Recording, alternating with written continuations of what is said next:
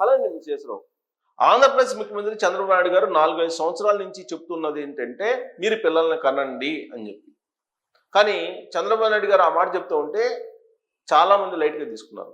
అసలు అలాంటిది చెప్పాల్సిన అవసరం ఏంది అని చెప్పి ప్రశ్నించినటువంటి వాళ్ళు కూడా ఉన్నారు. కానీ ఇప్పుడు చైనా పరిస్థితి చూస్తూ ఉంటే చంద్రబాబు నాయుడు గారు ఏది చెప్పారో అది నిజం అనేలాగా ఉంది. పిల్లల్ని కనడానికి 1,00,000 కోట్ల రూపాయలు కేటాయించింది ఆ దేశం చైనా. మీరు ఆశ్చర్యంగా మీరు చూడొచ్చు కూడా, ఆశ్చర్యపోవచ్చు కూడా. కానీ ఇది పచ్చి వాస్తవం. అఫీషియల్గా ఇంటర్నేషనల్గా వచ్చినటువంటి న్యూస్. 1,00,000 కోట్ల రూపాయలు పైగా పిల్లల్ని కనడానికి ఒక ప్రత్యేకమైనటువంటి పథకాన్ని చైనా ప్రభుత్వం అనౌన్స్ చేసింది. ఒక్కొక్క బిడ్డకి 44,000 రూపాయలు రూపీస్లో. యువాల రూపంలో అయితే వాళ్ళ లెక్క, బట్ రూపీస్లో కన్వర్ట్ చేస్తే 44,000 రూపాయలు పుట్టిన ప్రతి బిడ్డకి సహాయం చేస్తాం అంటున్నారు. అయినప్పటికీ చైనాలో ఉండేటువంటి వాళ్ళు పిల్లల్ని కనడానికి ఇష్టపడాల. గతంలో ఎలా ఉండేది తెలుసా? మీరు రెండో బిడ్డని కంటే 12 లక్షల రూపాయలు ఫైన్ వేసేవాళ్ళు చైనా ప్రభుత్వం. చైనాలో రెండో బిడ్డని కంటే 12 లక్షల రూపాయలు ఫైన్ వేసేవాళ్ళు. అందుకే ఒకళ్ళతో సరిపెట్టుకునేవాళ్ళు. అసలు పిల్లలు లేనటువంటి వాళ్ళు కూడా ఉన్నారు. సీన్ కట్ చేస్తే ఇప్పుడు చైనాలో వృద్ధుల సంఖ్య పెరిగిపోయింది. కొత్తగా సంతానోత్పత్తి జరగలేదు. యువత తగ్గిపోయారు. శ్రామిక శక్తి తగ్గిపోయింది. దీంతో ఇప్పుడు చైనా అల్లాడిపోతుంది. ఇప్పుడు మళ్ళా కొత్త తరం కావాలి, కొత్త జనరేషన్ కావాలి, యువత కావాలి అని చెప్పి ఇప్పుడు చైనా ప్రభుత్వం ప్రజల్ని వేడుకుంటుంది. వేడుకున్నప్పటికి కూడా వాళ్ళు సిద్ధపట్ల. కారణం ఏంటి? ఇప్పుడు వాళ్ళు ప్రభుత్వం 44,000 రూపాయలు ఒక పిల్లోడికి ఇస్తే చైనా ప్రభుత్వం ఒక పిల్లాన్ని లేదా పిల్లని పెంచడానికి ఇప్పుడు 44 అంటే త్రిబుల్ అవుతుందంట. 44,000 వాళ్ళు అనౌన్స్ చేశారు. కానీ వీళ్ళ ప్రభుత్వం మాటిని కనుక పిల్లల్ని కంటే వాళ్ళ పెంచడానికి దానికి త్రిబుల్ అవుతుందంట ఖర్చు. 1. 2 వాళ్ళ ప్రయోజకులకు చేయడానికి దాదాపుగా 1 కోటి రూపాయల పైన అవుతుందంట. 1 కోటి రూపాయల పైన అవుతుందంట వాళ్ళని ప్రయోజకులుగా చేయడానికి. 1,50,00,000 అవుతుందని చెప్పి వాళ్ళు లెక్కేస్తున్నారు. అందుకే ప్రభుత్వం ఎన్ని పథకాలు పెట్టినా, ఎన్ని రకాల ప్రోత్సాహకాలు ఇచ్చినా కానీ పిల్లల్ని కనడానికి ఇష్టపడట్ల అక్కడ ఉండేటువంటి జనం. దానికి కారణం ఏంటంటే ఉద్యోగ అవకాశాలు లేకపోవటం.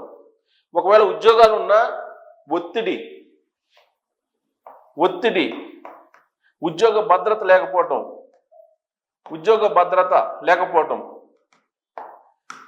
భవిష్యత్తు మీద విశ్వాసం లేకపోవటం. ఈ 3 కారణాల చేత జిన్పింగ్ అక్కడ ఉండే ప్రభుత్వం ఎంత తపన పడుతున్నప్పటికీ పిల్లల్ని కనడానికి అక్కడ ఉండేటువంటి ప్రజలు కోఆపరేట్ చేయట్లేదు. అంతకుముందు మీరు రెండో జననం అంటే రెండో పిల్ల పుడితే రెండో బిడ్డకి 12 లక్షల రూపాయలు ఫైన్ వేసేవాళ్ళు. ఇదే గవర్నమెంట్ 12 లక్షలు ఫైన్ వేసేవాళ్ళు, చైనా గవర్నమెంట్. అందుకే ప్రజలందరూ ఫిక్స్ అయిపోయారు ఒకళ్ళు జాలని. ఇప్పుడు ఆ ఒక్కరు కూడా లేకుండా చాలామంది సంతానోత్పత్తి తగ్గిపోయిందని. దాదాపు అంతర్జాతీయంగా 2.1% ఉండాల్సింది యాక్చువల్గా ప్రమాణాల ప్రకారం 2.1% ఉండాలి. ఏది సాధారణ జనన రేటు. ఇప్పుడు రష్యాలో అలాగే చైనాలో, ప్రధానంగా చైనాలో ఇప్పుడు ఎంత పడిపోయింది? 1.5% రేటింగ్ పడిపోయింది. జనన రేటు 1.5 పడిపోయింది.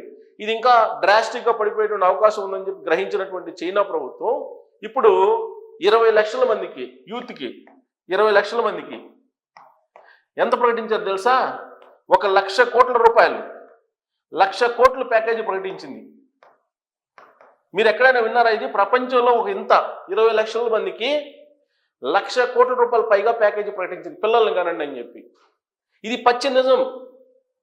మీరు ఇంటర్నేషనల్గా న్యూస్ని మీరు అబ్జర్వ్ చేస్తే కనుక ఇది ఖచ్చితంగా మీకు 100% నిజమైనది మీరు నమ్ముతారు. సో ఇప్పుడు తొలి విడతగా ఈ ప్రయత్నం 20 లక్షల మందికి 1,00,000 కోట్లకు పైగా ప్యాకేజీని అనౌన్స్ చేసింది. ఏంటి? పుట్టినటువంటి ప్రతి బిడ్డకి 44,000 రూపాయలు నేను డిపాజిట్ చేస్తామని చెప్పి. ఈ 44,000 రూపాయలు డిపాజిట్ చేయమని చెప్పి, చేస్తామని చెప్పి హామీ ఇచ్చినప్పుడు ఎవరు ముందుకు రావట్లా.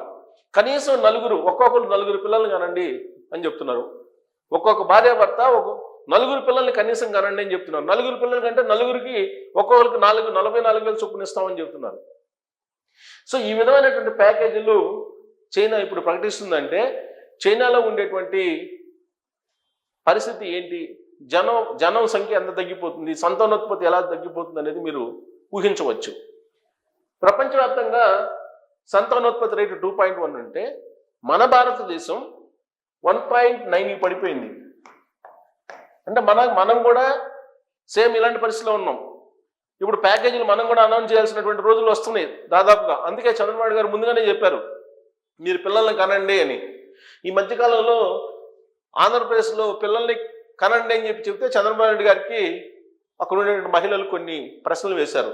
మేము పిల్లల్ని కంటాం, ఎలా పోషించాలి, మేము పోషించలేము, ఆర్థిక పరిస్థితులు బాగాలేనప్పుడు పిల్లల్ని కని ఎలా చేస్తాం, విద్య పెరిగిపోయింది, విద్యకు సంబంధించి విద్య చెప్పించాలంటే కొన్ని లక్షల రూపాయలు ఖర్చు అవుతుంది, ఎల్కేజీ యూకేజీ నుంచే దాదాపు 3-4 లక్షల రూపాయలు డిపాజిట్లు డొనేషన్స్ ఇవ్వాల్సిన పరిస్థితి. హెల్త్ ఒకవేళ పొరపాటున హాస్పిటల్లో పడితే లక్షల రూపాయలు. మరి పేదలు మధ్యతరగతి వర్గాలు తట్టుకోలేం కదా, పిల్లల్ని ఒకళ్ళనే పోషించలేకపోతున్నాం, ఇద్దరిని భారంగా భావిస్తున్నాం. అలాంటప్పుడు మీరు చెప్పినట్టు పిల్లల్ని కనండి అంటే ఎక్కడ కనాలి, కని ఎలా పోషించాలని చెప్పి అడిగారు. అందుకే చంద్రబాబు గారు ఒక సూచన చేశారు, రాబోయేటువంటి రోజుల్లో కొన్ని అట్రాక్టివ్ పథకాలని ప్రవేశపెడతాం పిల్లల్ని కనేటువంటి వాళ్ళకి అని చెప్పి సూచాయిగా ఆయన వెల్లడించారు. బహుశా భారతదేశంలో ఏ రాష్ట్రంలో కూడా ఇప్పటి వరకు అలాంటి పథకం లేదు.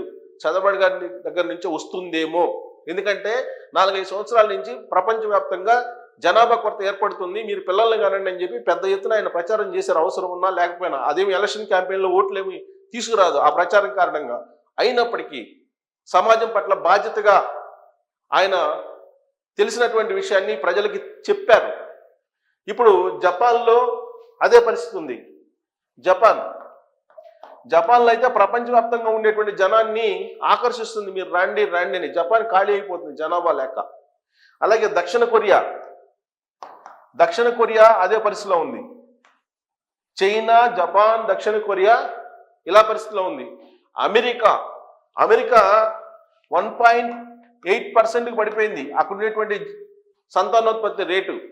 అంటే సాధారణమైనటువంటి దానికి చాలా దిగువకి వెళ్ళిపోతున్నారు. ఇది ప్రపంచవ్యాప్తంగా కూడా ఒక పెద్ద సమస్యగా మారబోతుంది రాబోయేటువంటి రోజుల్లో.